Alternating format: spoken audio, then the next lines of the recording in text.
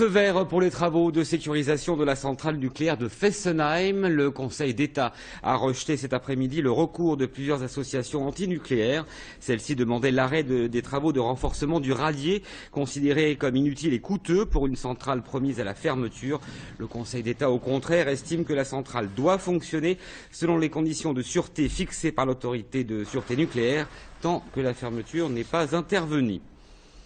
Et d'ailleurs, en cas de fermeture de Fessenheim, comment l'Alsace pourra-t-elle se fournir en électricité?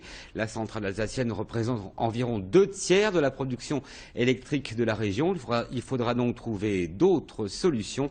Seule difficulté, ces transformations nécessitent de revoir l'ensemble du réseau électrique de la région. Explication Céline Long, Antje Stahlschmidt et Bernard Steber. Opération de surveillance d'une ligne à haute tension en hélicoptère. RTE, qui gère le transport électrique en France, entretient son réseau. L'objectif, transporter au mieux l'électricité de l'endroit où elle est produite jusqu'à l'endroit où elle est consommée.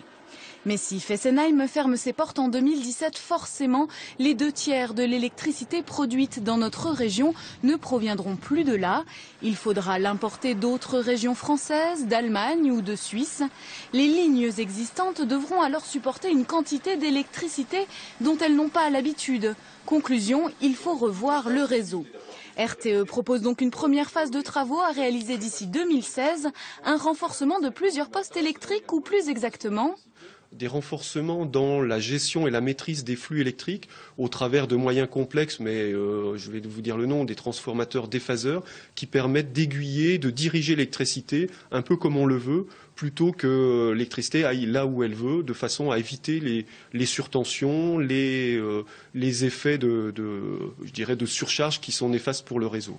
Mais d'ici 2022, des centrales devraient fermer en Allemagne. La Suisse devrait, pour stocker de l'électricité, en consommer davantage. Il faudra donc renforcer encore, voire construire un axe entre Sélestat et Mühlbach.